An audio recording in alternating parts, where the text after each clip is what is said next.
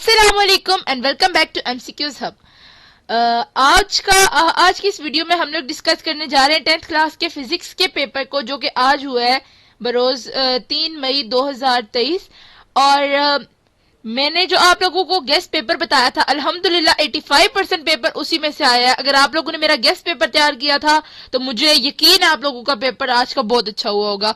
तो आज की इस वीडियो में हम एमसीक्यूज को भी डिस्कस करेंगे, शॉर्ट क्वेश्चन आंसर्स को भी डिस्कस करेंगे। सो टाइम वेस्ट किए बगैर स्टार्ट करते हैं वीडियो को। लेकिन मेरे पास जो है एमसीक्यूज की जो की है ना, वो बच्चों उसकी क्लियर पिक्चर नहीं है, तो मैंने इस वजह से ना हर एक स्लाइड पे अलग अलग एमसीक्यूज की है ताकि मैं आपको अच्छे तरीके से समझा भी सकूं उसे। तो स्टार्ट करते हैं। सबसे पहला एमसीक्यूज है आपके पास, if the time period of a vibrating body is 20 into 10⁻³ seconds, its frequency of oscillations will B.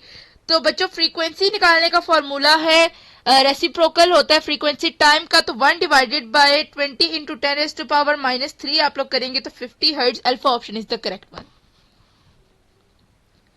Next question is echo is produced by dash of sound waves. तो बच्चों इको रिफ्लेक्शन से produce होती है, क्योंकि अगर आपकी sound जाके surface के साथ टच होती है, उसके साथ टकराती है और वो उसी एंगल में आपकी तरफ वापस आ जाती है, तो ये रिफ्लेक्शन का फिनोमेना फॉलो करती है। B option. नेक्स्ट क्वेश्चन है आपके पास, what should be the location of an object is form an erect and visual image by convex lens. अब कन्वेक्स लेंस बच्चों हमेशा रियल इमेज बनाता है, लेकिन कन्वेक्स लेंस जो है वो वर्चुअल इमेज कब बनाएगा, जब ऑब्जेक्ट आपका प्लेस करेगा ऑप्टिकल सेंटर और फोकल पॉइंट के दरमियान। तो ऑप्शन सी है between F and optical centre. Next is the, ये बहुत इजी एमसीक्यूज है, सिंपली आपकी बुक से ही आए हैं सारे एमसीक्यूज बुक से, बहुत इजी पेपर था आपका। Electroscope is use to detect. तो बच्चों इलेक्ट्रोस्कोप यूज किया जाता है चार्ज को डिटेक्ट करने के लिए, ऑप्शन डी।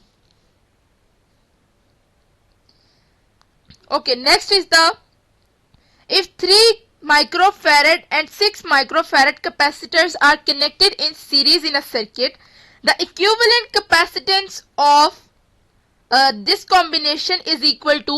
अब बच्चों जब सीरीज में कंबाइन होते हैं तो सीरीज के इक्विवेलेंट का फॉर्मूला आप जब डिराइव करते हैं तो वो क्या आता है, 1 divided by c equivalent is equal to 1 divided by c1 plus 1 divided by c2। अब यहाँ पे c1 है आपके पास 3 माइक्रोफैरेड और c2 है आपके पास 6 माइक्रोफैरेड। जब आपने इन दोनों का एलसीएम लिया, जब इन्हें ऐड किया रेसिप्रोकल्स को, इनके एलसीएम आपका आएगा 6। तो 6 आएगा, जब ऊपर आप 2 प्लस 1 डिवाइडेड बाय 6 करेंगे, 3 डिवाइडेड बाय 6 इज 1/2। जब वो 1/2 आ गया तो अभी आपके पास ये रेसिप्रोकल ऑफ इक्विवेलेंट कैपेसिटेंस है, लेकिन आपको simple equivalent capacitance find out करनी थी।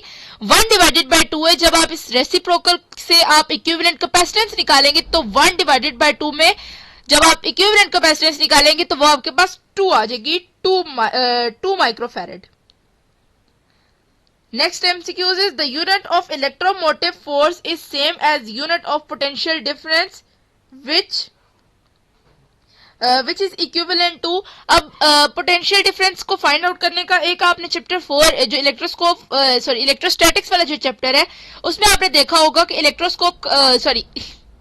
पोटेंशियल डिफरेंस का फॉर्मूला है, इसमें ratio between work and charge है। वर्क डिवाइडेड बाय चार्ज किया तो वर्क की यूनिट है आपके पास जाउल और चार्ज की यूनिट है आपके पास कूलम। तो जाउल पर कूलम जो है वो 1 वोल्ट की इक्वल होता है, जब इलेक्ट्रोमोटिव फोर्स की यूनिट वोल्ट है और वोल्ट इक्वल किसके होता है, joule per coulomb. Option A is the correct.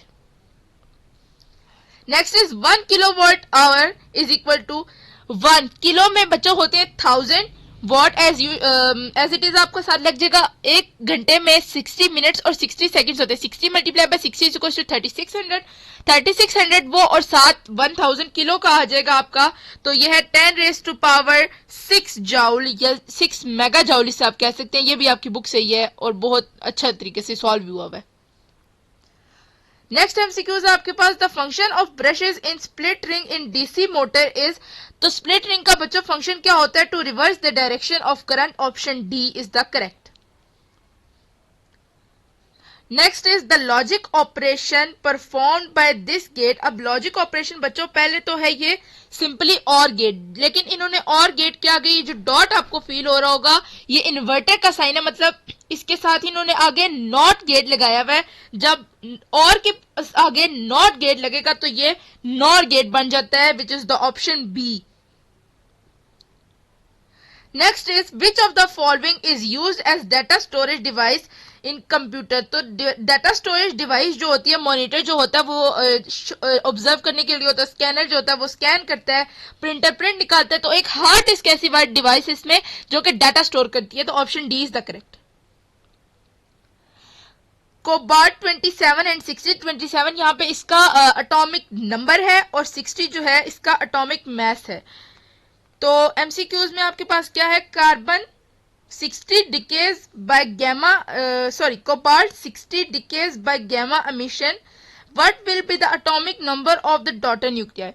जब गैमा डिके होता है, मतलब जब गैमा रेज जो होती हैं वो एक एटम से निकलती हैं, तो उसका एटॉमिक नंबर जो होता है वो सेम रहता है। तो यहाँ पे 27 जो है इसका एटॉमिक नंबर है और मास नंबर है इसका 60, तो एटॉमिक नंबर इसका सेम रहेगा, तो वो 27 ही रहेगा, which is the option B. तो लास्ट जो आपका एमसीक्यूज है वो है the refractive index of glass is 1.52, the critical angle for this glass will be. तो क्रिटिकल एंगल को फाइंड आउट करने का बच्चों फॉर्मूला है C is equal to sine inverse 1 divided by n, जहां पे n ये मैंने आपको उस कल वाली वीडियो में बताया था, जो n है आपके पास वो रिफ्रैक्टिव इंडेक्स है। जब आप 1 को डिवाइडेड करेंगे 1.52 से पहले और फिर उसका आप ले लेंगे साइन इनवर्स, तो ये आपका आंसर आएगा। बहुत ही इजी सा ये क्वेश्चन था, तो आंसर आपका आएगा 41.1 degree, which is the option B. बहुत शुक्रिया वीडियो देखने का। उम्मीद है आप लोगों को सारे एमसीक्यूज आए होंगे समझ, और आप लोगों के कितने एमसीक्यूज करेक्ट हुए हैं मुझे कमेंट सेक्शन में जरूर बताएं। मैं आप सबके कमेंट्स को लाइक करूंगी। Thanks for watching this video. Allah Hafiz.